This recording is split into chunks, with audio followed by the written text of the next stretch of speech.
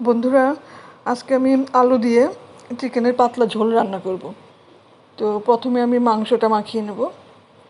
তো আমি দিয়ে দিলাম জিরে গুঁড়ো, ধনে গুঁড়ো, হলুদ গুঁড়ো, পরিমাণ মতো নুন, আর দিলাম গোটা চেরা কাঁচা লঙ্কা আর টমেটো কুচি একটা। অল্প একটু তেল দিয়ে আমি মেখে নেব ভালো করে মেখে নিয়েছি। এবার আমি ঢাকা দিয়ে কিছুক্ষণ রেখে দেব।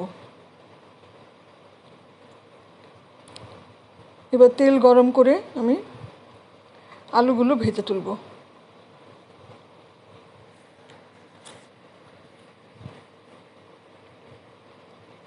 আলুগুলো একটু হালকা ব্রাউন করেই ভাজবো।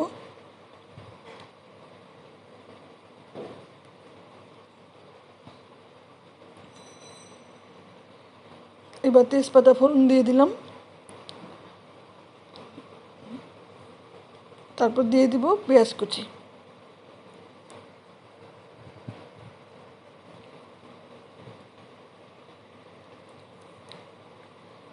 পেঁয়াজটা কিছুক্ষণ ভেজে নিয়েছি।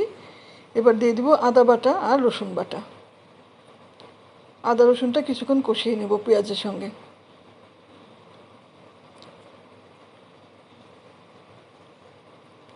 এবার আমি মেখে রাখা চিকেনটা দিয়ে দেব।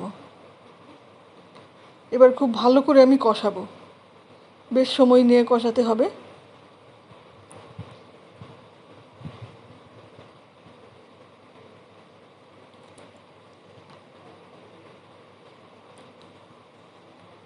কষানো প্রায় হয়ে এসছে, তেল ছেড়ে এসছে, মাংসটাও অনেকটাই সেদ্ধ হয়ে গেছে কষাতে কষাতে।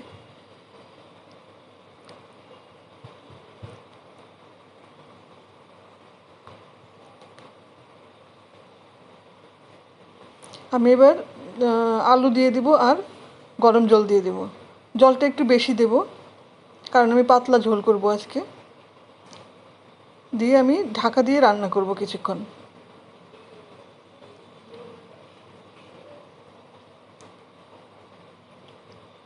আলুটাও সেদ্ধ হয়ে গেছে, মাংসও সেদ্ধ হয়ে গেছে। তো এবার আমি গরম মশলাগুলো দিয়ে দিলাম।